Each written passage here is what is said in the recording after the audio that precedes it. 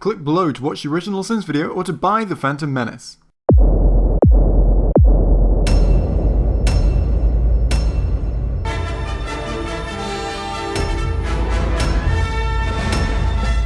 Also, I didn't read any of that let alone comprehend it. How the hell do you expect to comprehend it if you don't read it? If you're going to write sins like that, why watch the movie at all? Just don't watch the movie and then sin it because you don't know what happened in it. A New Hope's first scene, Battle of Vader overtaking Leia's ship. Empire's first scene, Hoth battle. Return of the Jedi's first scene, Tatooine rescue. But this movie's first scene, political ambassadors part of an envoy to talk about trade blockades. Yeah, fuck this movie for even trying to have a plot. Funny, since the days of Episode 4, which is technically after this movie's events, how much extra technology this era has over its successor. I'd say this is fairly excusable, since in Episode 4 the galaxy is being ruled over by an oppressive regime, and that's the kind of thing that might stunt technology. They must be dead by now. Destroy what's left of them. Not only does this asshole not wait long enough for the Jedi to be dead, but he also thinks dead Jedi need further destruction. Oh no, why would they need further destruction? Just leave those 2 dead bodies in your conference room. That's not going to cause a foul odor or be incriminating. It's just going to add a nice touch to the decor. As every murderer knows, you really don't have to put any effort into disposing of a body. Just keep it. Jedi can only go underwater via the help of some they stole from Q at MI6. So, is this a sin for Jedi not being able to breathe underwater? Okay. Sure, I guess. The droid army is about to attack the Naboo. We must warn them. We sound no like the Naboo. Wait, I thought Naboo was the name of the planet. Clearly from context, Naboo means 2 things. I'm fairly sure you knew this. You and the Naboo form a symbiont circle. What happens to one of you will affect the other. You must understand this. It appears that the Gungans and the Naboo are completely separate from each other. These guys live in what is basically a secret underwater city and do fine without one another, so I don't get it. This symbiotic relationship isn't shown on screen and therefore can't exist, apparently. The speediest way to the Naboo is going through the planet core. Judging by that line reading, this guy's job must be chief dramatist. The planet core. This place is basically Earth, right? The planet core isn't going to be ridiculously hot or anything? Okay. This place is similar to Earth, but not every planet has to have a molten core. Also, the whole reason the clone army came down to Naboo was to fight the people here, but they decided to land on the other side of the planet? Clone army? Clone army? What? The clone army isn't even in this fucking movie. You know, some folks say Lucas got bogged down in his world creation with the prequels, and those people are onto something and not entirely wrong. You're sinning that? The world creation in these films is probably one of the best things they have going for them. Don't add a sin for something the film does right. I have the Senate bogged down in procedures. They will have no choice but to accept your control of the system. Why? When the movie shows politics. Why is the movie showing politics? We don't want politics, this is Star Wars, just show us action. When something political happens off screen. What? This movie didn't spend enough time exploring these politics. We need to see more of them. Where is it going? What was George Lucas's thought process behind Jar Jar? I'm guessing he went, people like Yoda, and Yoda speaks weird. Now how can I replicate that success? Ooh, I know. I'll make it so that Jar Jar says Sa after every personal pronoun. People will love that. Where is it going? Don't worry. The Force will guide us. The Force also guided you to nearly getting eaten by a gooberfish just a second ago. Why do we trust this Force anyway? Because of the nearly? Viceroy, we have captured the Queen. Victory! Wait, they captured the Queen without a fight? That's not so much a victory as it is a forfeit. A forfeit is still a victory. This is actually fake Queen Amidala, played by Keira Knightley. And this trailing servant is actually Natalie Portman, the real Queen, which you only really notice on your second or third viewing. But my question is, what the f*** are you doing watching this a second or third time? The viewer isn't the one who's watched this a second or third time, Jeremy. That was you. You're the one who committed the sin here. Also, I've seen this movie multiple times and I have never noticed that. I'm curious about many things in this shot. Most importantly, the reason why it looks fake as shit. Because it is? Don't get me wrong, the fact that it looks that fake is a sin, but why would you be curious about that? You know why it looks fake. These birds are flying to join the birdemic. This movie had some birds in it, that movie had some birds in it, and that's a sin. You could argue that it's a huge coincidence the 2 Jedi show up in Naboo at the same time the Queen is being whisked away and at the same spot. But someone's just going to show up in the comments schooling you on midichlorians, so why bother? Jeremy retracts a statement because he's worried it might not be a valid sin. So why bother? But then he adds a sin for the thing anyway.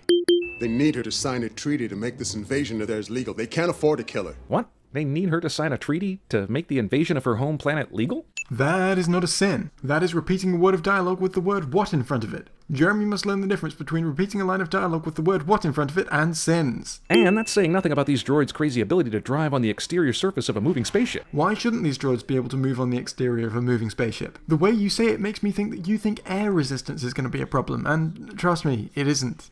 Also, if you look closely here, you'll see sparks, even though this is supposed to be happening in a vacuum. I want that treaty signed. Why does it matter if the treaty gets signed or not? Aren't you evil? Do you care about laws and Laws aren't something you follow just because you're a good person. Laws are something you follow because if you don't follow them, you'll be penalised. Well, some people follow laws out of the goodness of their heart, but those aren't the people that the laws are really there for. Also, a movie steals the treaty excitement from, that one exciting treaty-based movie. Jeremy, you know full well that the treaty isn't supposed to be the entertaining part of this movie and is here just as a plot device.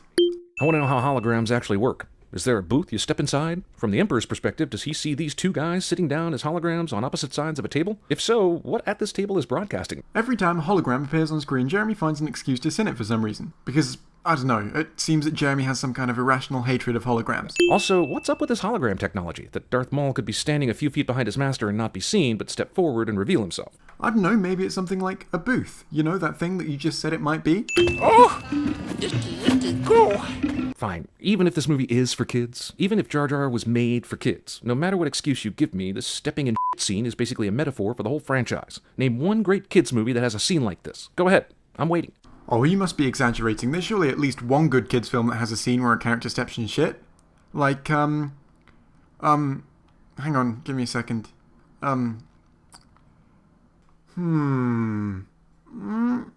Yeah, okay, I can't think of any. I'll admit when I'm beaten. You win this round.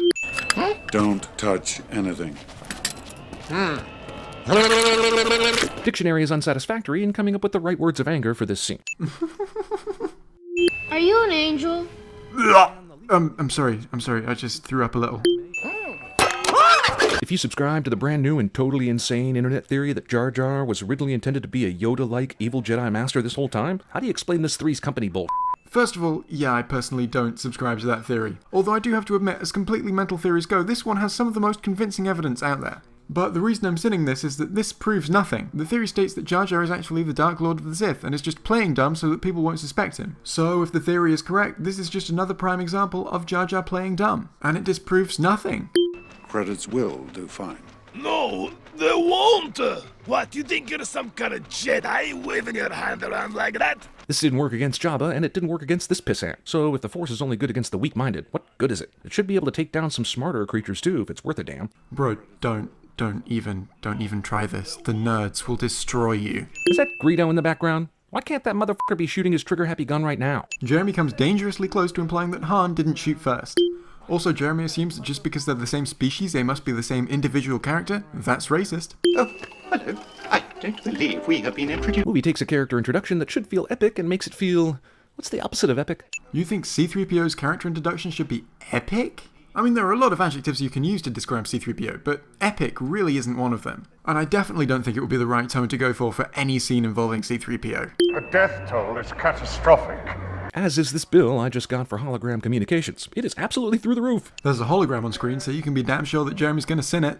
Also, I've just realised, in the prequels the holograms seem to only be black and white, or rather blue and white. It's not until the time of A New Hope rolls around that holograms start finally being in full colour, and I think that's really nice attention to continuity and detail. The fact that this is an era before colour holograms were invented. I like that. This isn't a sin, by the way, I just wanted to point that out. I'm the only human who can do it. And living as a slave boy who's cut off from most of the rest of the galaxy and society, I can categorically say that I am the only human capable of this. I'm the only human who can do it.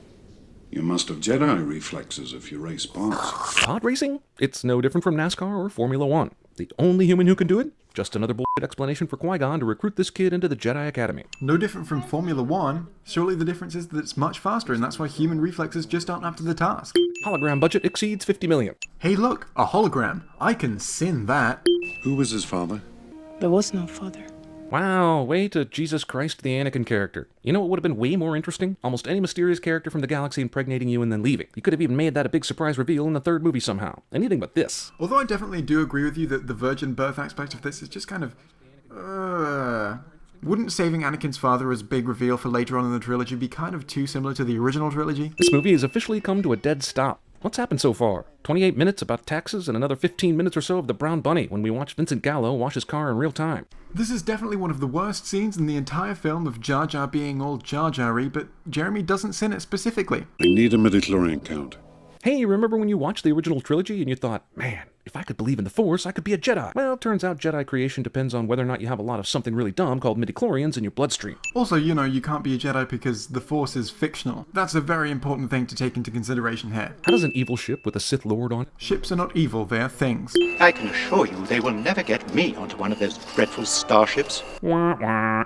Wah, wah, wah, wah, wah, wah, wah, wah. Okay, I'll stop. I love how strange evil flying drones are able to wander this planet without anyone thinking it's weird or shady. A droid wandering around on its own in the Star Wars universe? Well, that right there is some suspicious shit. This is part 1 of 2? Well now I have to make the decision of whether to send them both together or send them separately. Well, this video is looking kinda long, so I'm gonna send them both separately. Be on the lookout for Everything Wrong with the Phantom Menace Part 2 soon-ish, I hope. But for now, that's all. It's time for a punishment and then an end segment. Oh, also, if you happen to be watching this in the future, click the link on screen now to watch part 2.